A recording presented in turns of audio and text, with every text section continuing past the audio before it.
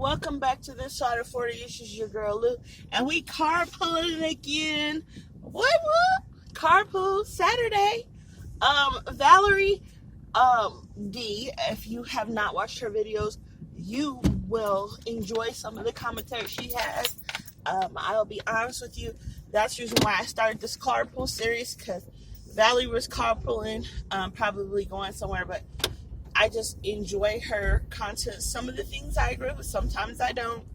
But she's my sister from another mother, another mister. She's an amazing young lady. But we both have been like kind of commenting on each other's videos. And I wanted to talk about 3 videos she had put up. And first off, today she was talking about, now, y'all know that man then committed suicide. He was on suicide watch and committed suicide. And I'm like, how are you on suicide watch? This is your second time trying to commit suicide. Well, this time he succeeded. So, I mean, that suicide watch was the best. He probably had too much tea on everybody else. Too much tea on other people who was scared to get in trouble for what they was doing. So that's that. Then she was talking about feminists who are marching on Washington, and they wearing hats with peas on their head, personal body parts on their head. I am all for feminism. I feel like there's a lot of things that men have helped us with.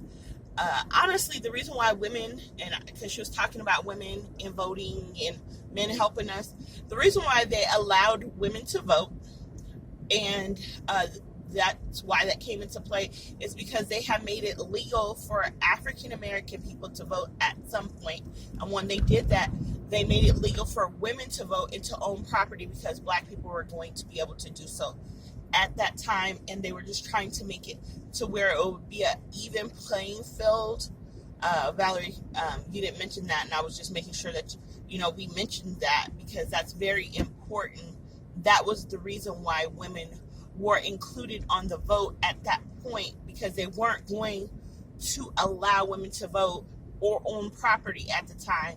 However, when they decided that the newly freed slaves or long-time freed slaves were able to vote, African American people at the time, when we got our voters right, that's when other women were included, because they felt like if they're going to let us vote, they would let them vote. So I wanted to make sure that we were very clear on history and how history plays a part in itself. Sorry, you guys. I'm trying to it's kind of hard because of the sun, how the angles of the sun hit me. So if you guys can't see me that good today, I do apologize. So that was the first part.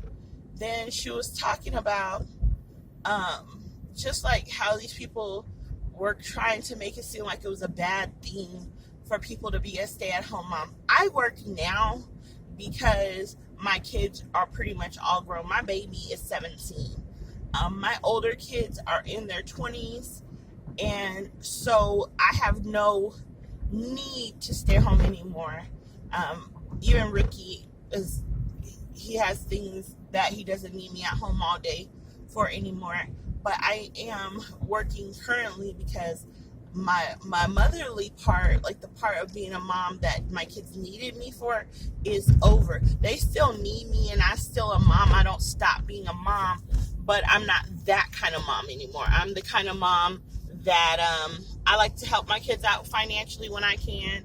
I haven't had to do very much for my children financially for a very, very long time. However, Ricky made it so that I didn't have to worry when we got married about those kinds of things. Like, I didn't have to worry about sorry you guys, I didn't have to worry about financially where our bread and butter was coming from at the time. So I was able to just be home and be an at-home mom for quite some time with my children. So that was that. Now, the kids don't need me as much as they did. I have my career. I had got my cosmetology license a long time ago. I have a CNA. I got that. My husband was very supportive, sorry guys, in those ventures at the time. Sorry if I'm not at a great angle. But I'm saying all of these things to say that I don't have anything against anybody being a feminist, but please don't speak out for the rest of us, because I enjoy being a wife and a mother first. I enjoy all of these things. And I'm a Democrat. Me and Valerie always talk about this. I'm a Democrat. She's a Republican.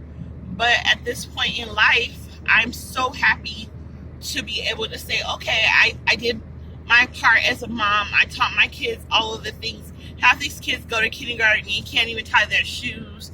They don't know how to write their name. They can't read the sight words on their own. These are the things that somebody as a parent, when you have children, has to do. Like, we have to put in the time, because we can't expect the school to raise our children. Then you have to be an active part of their education. You have to show up at the school and let the teachers see you and let them know you as a parent, so that way they can feel confident in when they call you with something that maybe your child has done, they're having problems with, all of these things. That's very important. So I really wanted to talk about that. And then she was saying that it's what name you're called by or what you answer to. I guess she was saying that people were saying that all people who support President Trump are white nationalists. I don't feel like that, because I know quite a few people who support President Trump who are African American, Hispanic, Native American, Asian American, and Caucasian. I don't support him, and not because of anything other than he just wasn't my cup of tea. I don't feel like he's a horrible person. I still pray for him because he's our president, and that's very important to support our president. However, I didn't agree with his policies. Like, I work for a company that got those tax breaks and it didn't trickle down to the employees. That's where I'm at. So, with that. So that was the big thing. Then the next thing was, and I'm just bringing it all up, that when we as Americans, we have to be very careful in how we let other people see us.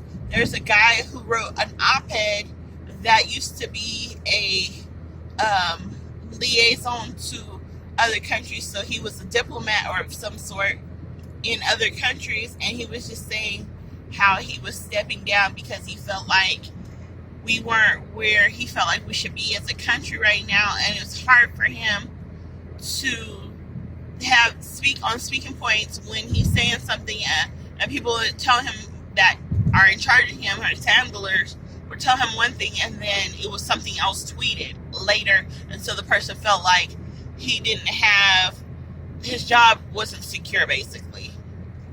I feel like with us having the internet and all the technology we have, I feel like a lot of things have changed as far as how we deal with the rest of the world. Like, at this point, yeah, his job was kind of invalid anyway, because we can talk to somebody in Spain from the comfort of our living room.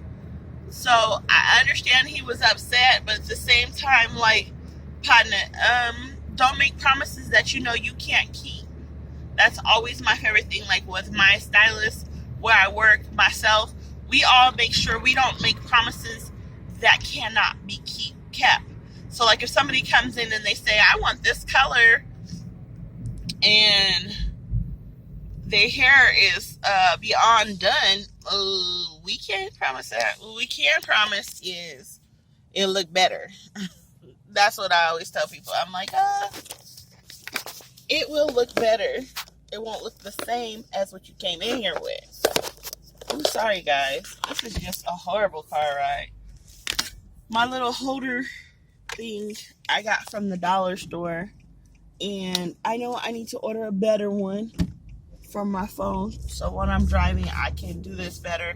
I will be getting a better one probably today or tomorrow. I just have to go to Walmart or somewhere.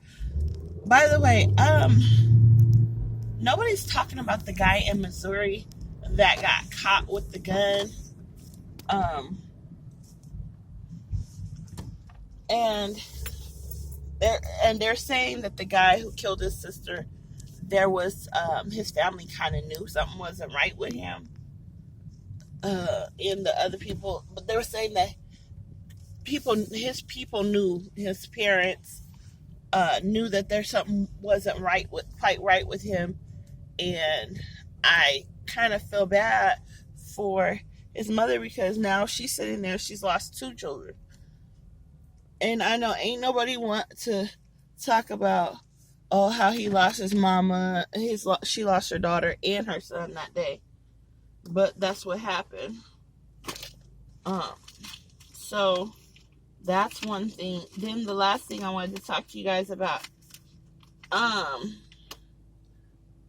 don't know why it is that people seem to think that all one kind of person thinks the same way. I'm a Democrat. I feel like some laws that Republicans have made are really good laws. Some laws that Democrats have made have been really good laws.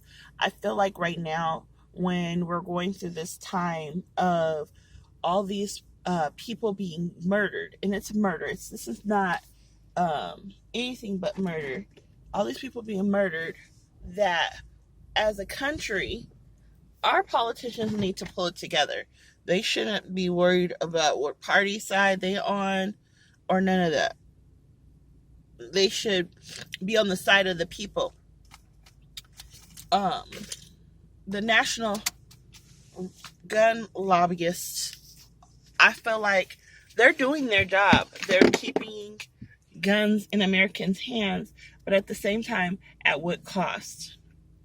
So, let me know how you guys feel. Valerie, thanks for commenting on my video from yesterday.